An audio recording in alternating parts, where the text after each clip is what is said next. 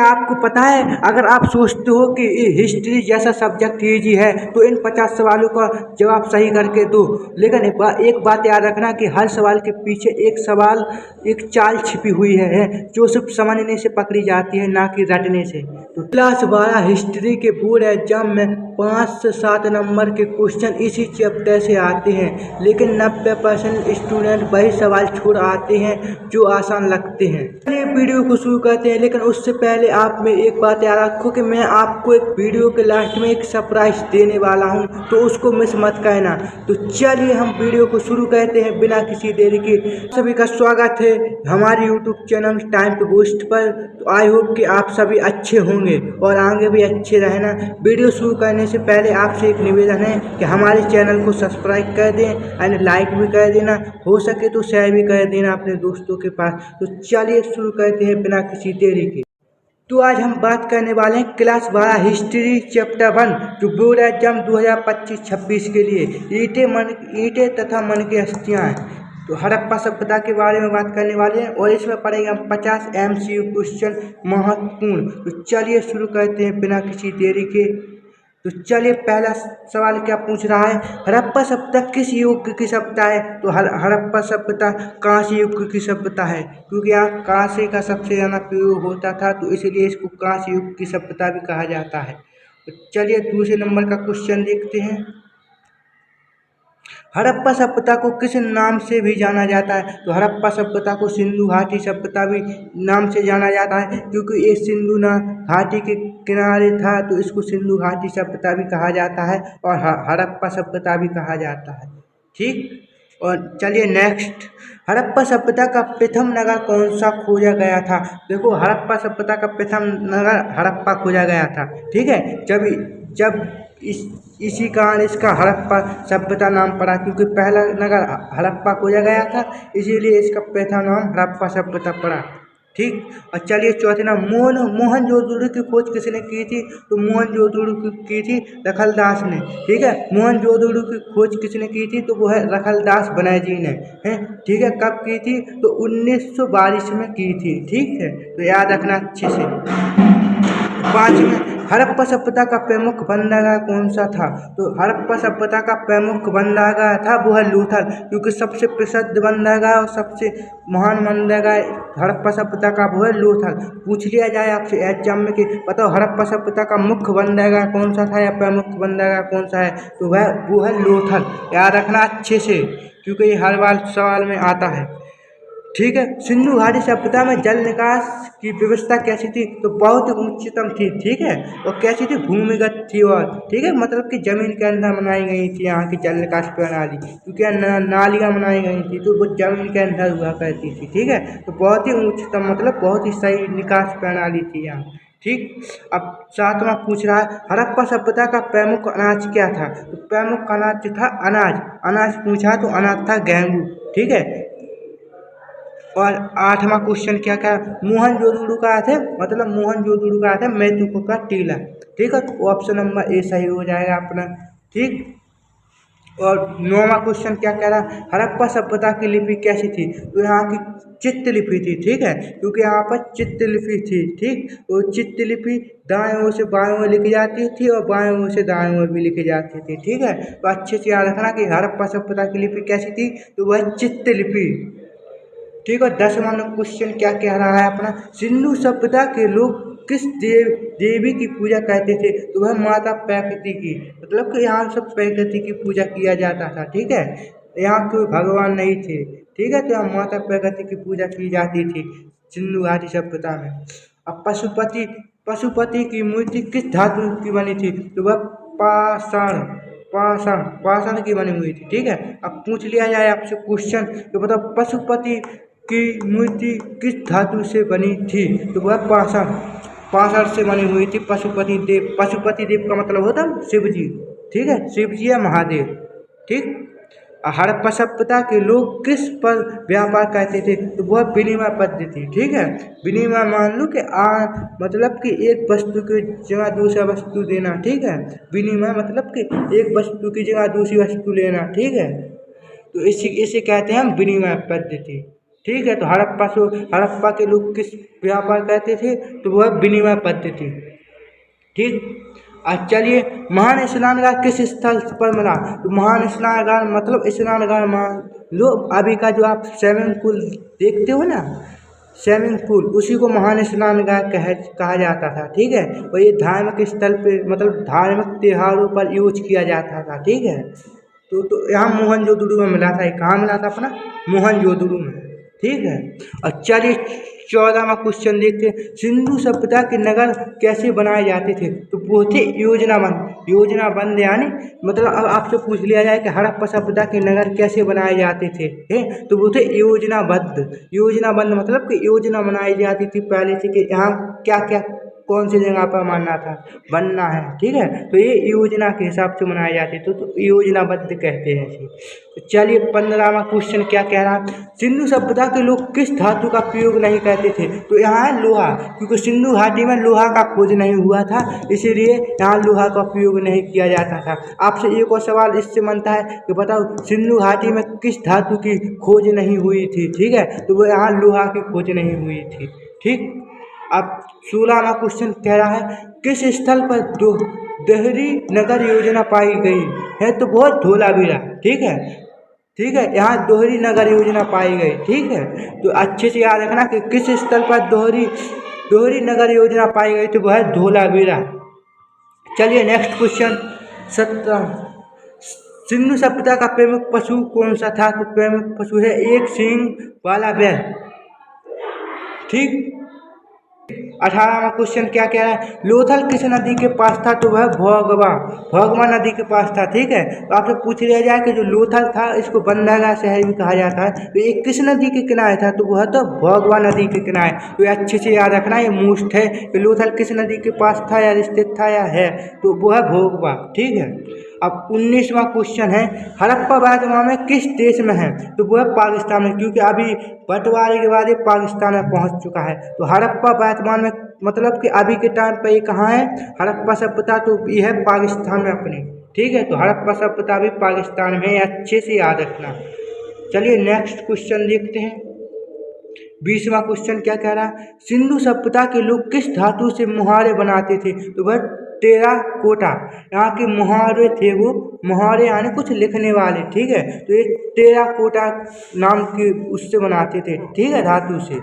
ठीक। तो इस आपसे पूछ लिया जाए कि सिंधु सभ्यता के लोग किस धातु से मुहारे बनाते थे? तो वह टेराकोटा धातु से। ठीक। अब 21वां क्वेश्चन हड़प्पा सभ्यता में अग्निकुंड कहाँ मिला? तो अपना अग्निकुंड मिला कालीबंगा में। ठीक। तो अपना अग्निकुंड कहाँ मिला? कालीबंगा। ठीक। अब 22वां क्वेश्चन है कालीबंगा स्थित है? तो कालीबंगा है अभी अपने गुजरात में, इंडिया के अंदर या भारत के अंदर अभी स्थित है। कहाँ पर? राजस्थान में, राजस्थान में स्थित है अभी। ठीक है। कालीबंगा कहाँ स्थित है? तो वो है राजस्थान में। और सिंधु सभ्यता की प्रमुख फसलें थी, मतलब कि सिंधु सभ्यता की प्रमुख फसलें थी, तो वहाँ की प्रमुख फसलें थी गेहूँ और जौ। ठीक है। गेहूँ यानी अनाज और जौ यानी जवार। ठीक है। जो गांव से होंगे उनको तो पता ही होगा। ठीक है। और 24वां क्वेश्चन कह रहा है सिंधु सभ्यता में मुहावरों का प्रयोग किस लिए होता था? तो वह व्यापारिक लेन देन, व्यापारिक मतलब कि कोई वस्तु बेचना है या लेन देन करना है तो उसके लिए किया जाता था मुहावरे का प्रयोग। ठीक है, लिखने के लिए। और 25वां क्वेश्चन किस स्थल से अंगूठी पहनाई मूर्ति प्राप्त हुई? मतलब कि किस स्थल से अंगूठी पहनाई मूर्ति प्राप्त हुई? तो वो है मोहनजोदड़ो से। ठीक है। मोहनजोदड़ो से अंगूठी पहनाई मूर्ति। ठीक है। तो अब 26वां क्वेश्चन है सिंधु सभ्यता के लोग किस काल में पारंगत थे? ठीक है। तो है मूर्ति कला, मतलब कि किस में माहिर थे? ठीक है, माहिर थे, मतलब पारंगत मतलब माहिर किस चीज़ में थे? तो वह मूर्ति कला। यहाँ की मूर्ति कला बहुत ही अच्छी थी। ठीक। और सिंधु सभ्यता के लोग किस धातु से चूड़ियाँ बनाते थे? तो वह कांच, क्योंकि अभी भी कांच ही की चूड़ियाँ बनती थी। हैं तो एक बात याद रखना कि अभी अपन किस चीज़ की पहनती है अपनी मम्मी है कुछ भी हैं चूड़ियाँ, तो वह कांच की चूड़ियाँ पहनते हैं। तो आपसे पूछ लिया जाए कि सिंधु घाटी के सभ्यता में किस धातु से चूड़ियाँ बनाते थे, तो वह कांच। ठीक है, कांच याद रखना एक बार। अब 28वां क्वेश्चन, किस स्थल से नर्तकी की मूर्ति मिली, मतलब कि नृत्य की, मतलब कि जिसको बोलते हैं स्टैचू ऑफ डांसिंग गर्ल्स, ये मिली थी आपको मोहनजोदड़ो से। आपसे ये मोस्ट 100% आने वाला है कुछ सवाल ये वाला, तो आप लोग अच्छे से याद कर लो। किस स्थल से नर्तकी की मूर्ति मिली, तो वो है आपके मोहनजोदड़ो से। 29वां क्वेश्चन क्या कह रहा है, सिंधु सभ्यता के लोग किस देवता को नहीं मानते थे, तो वह इंद्र देवता को नहीं मानते थे। इंद्र देवता यानी इंद्रदेव, ये इंद्रदेव को नहीं मानते थे। ठीक है, हड़प्पा सभ्यता का पतन कब माना जाता है, तो देखो भाई हर किसी के सिलेबस में अलग अलग होगा, तो अच्छे से अब वो अपने उस सिलेबस में देख लेना, लेकिन 1500 ईसा पूर्व। ठीक है, पतन मतलब इसका पतन हुआ था अपना 1500 ईसा पूर्व में। ठीक है, 1500 ईसा पूर्व, इस पतन यानी खत्म। अब 31वां क्वेश्चन, सिंधु सभ्यता के मकान कितने मंजिल होते थे, तो यहाँ के कितने मंजिल मकान होते थे, वो है 2 मंजिल मकान। ठीक है, यहाँ के 2 मंजिल मकान बनाए जाते थे सिंधु घाटी सभ्यता में, या हड़प्पा सभ्यता भी बोलते हैं अपन। हैं हड़प्पा कालीन लोग किस प्रकार की ईंटों का प्रयोग करते थे, तो वो आप सभी को होगा पता कि यहाँ पक्की ईंटों का प्रयोग होता था। ठीक है, और पक्की ईंटों की सड़कें भी बनाई जाती थी यहाँ पर। तो आपसे एक और सवाल पूछ लिया जाए तो बताओ हड़प्पा सभ्यता में किस ईंट की सड़क बनाई जाती थी, हैं तो वो है पक्की ईंटों की सड़क है। अब किस स्थान से घोड़े की हड्डियां मिली, मतलब किस स्थान से घोड़े की हड्डियां मिली, मतलब घोड़े की हड्डियां मिली, तो वह सुरकोट। ठीक है, चलिए नेक्स्ट देखते हैं। सिंधु घाटी सभ्यता में प्रयोग होने वाली लिपि थी, तो वो मैंने अभी बताई थी कि चित्रलिपि। ठीक है, आभूज चित्रलिपि। अब किस स्थल पर चावल के आवेश मिले, मतलब कि चावल के सपूत मिले, मतलब कि चावल के आवेश यानी एविडेंस है, तो वह लोथल में यहाँ चावल के आवेश मिले थे यहाँ से। ठीक, तो आपका है 36वां, सिंधु सभ्यता का प्रमुख रंग कौन सा था, तो वो यहाँ का सबसे प्रमुख रंग था वो है लाल और काला। ठीक है, काला आता था भाई, कुछ जलाते हैं तो काला पड़ जाता है, लाल यानी कुछ पेड़ों से हो जाता है प्याप। ठीक, तो लाल और काला ये अच्छे से याद रखना। बनावली नगर की विशेषताएं क्या थी, बनावली की विशेषता क्या थी, तो वह देहरी नगर योजना। ठीक है, अभी ऊपर बताया था मैंने देहरी नगर योजना कहाँ थी, तो वह बनावली में। ठीक है, तो देहरी नगर योजना की विशेषता क्या थी, तो देहरी नगर योजना।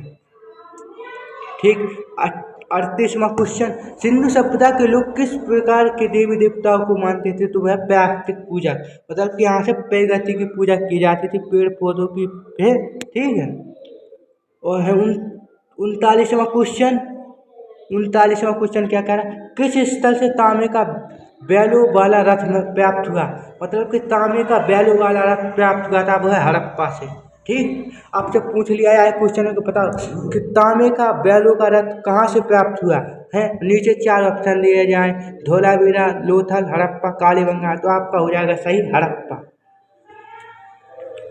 है। अब चलिए 40वां क्वेश्चन, सिंधु सभ्यता में सबसे अधिक खुदाई किस देश में हुई है, तो वह पाकिस्तान, मतलब कि अभी भी यहाँ की खोज चल रही है। ठीक है, सिंधु घाटी की सभ्यता में अधिक खुदाई किस देश में हुई, तो पाकिस्तान में। ठीक है, पाकिस्तान में अभी भी खोज चल रही है और भी चलेगी आगे।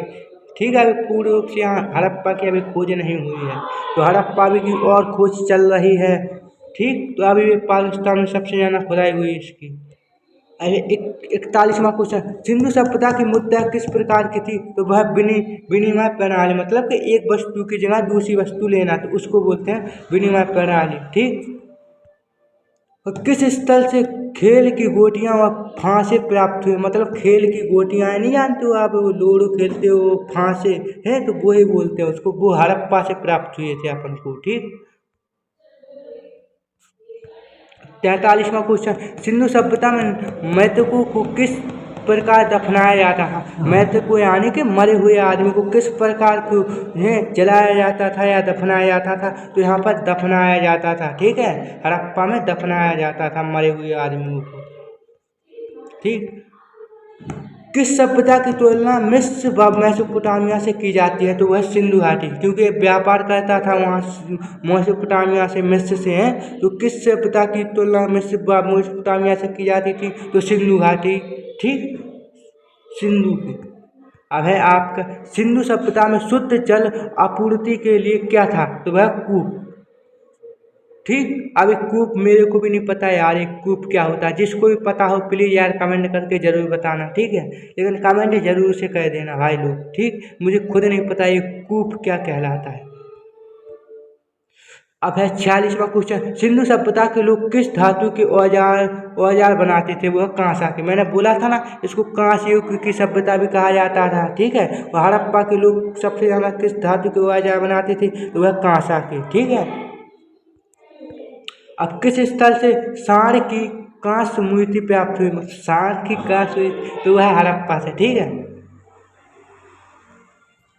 सिंधु सभ्यता में किस देवता की पूजा के पैमाने मिले? तो वह शिव जी के, जिन्हें हम पशुपति देव भी कहते हैं, ठीक है।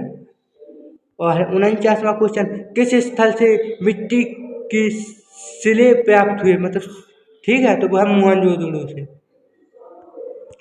अब है 50वां लास्टवां क्वेश्चन, तो इसको अच्छे से समझेंगे। सिंधु सभ्यता के लोग अपने वस्त्र किससे बनाते थे? तो वह सूती से। और आज तो अब मैं एक सरप्राइज देने वाला हूँ। मैंने वीडियो के पहले बोला था कि मैं आपको एक लास्ट में सरप्राइज दूंगा, तो थोड़ा सब्र रखो, बस मैं देने ही वाला हूँ। और सबसे लास्ट में है, देखो ये सभी प्रश्न हैं MP बोर्ड है, आधा बुक आप कोई सी भी बोर्ड में पढ़ते हो, आपके हर बोर्ड में आएंगे, ठीक है। हैं, और पाठ्यक्रम पिछले बैच के पेपर पर आधारित हैं, ठीक है। और हमारे फुल एक्सप्लेन वीडियो चैनल पर देखें, मतलब कि अभी तुम चैनल ही तो हो, कोई बात नहीं है। और हमारे चैनल को देखो, टाइम पोस्ट को सब्सक्राइब करें, लाइक करें एंड कमेंट करें कि मैंने कहाँ गलती की है और आप क्या, आपको क्या क्या प्रॉब्लम हुई है, ठीक है। तो कमेंट में ज़रूर बताएं अपनी राय, ठीक है। और मुझे कमेंट करके बताएं कि अगली वीडियो किस चीज़ के टॉपिक पर चाहिए आपको, ठीक। और सरप्राइज आपका ये है कि अगर आपको इसका PDF चाहिए बढ़िया डिटेल में हैं, तो मुझे देखो ये नंबर दिख रहा है ना, 626470 इस पर मुझे मैसेज करो या तो मुझे कॉल करो डायरेक्ट, है। तो मैं आपको अच्छा PDF दे दूंगा, तुमको डायरेक्ट ही व्हाट्सएप पर सेंड करूंगा। तो ये रहा था आपका लास्ट सब्सक्राइब, और वीडियो देखने के लिए धन्यवाद। जय हिंद, जय भारत।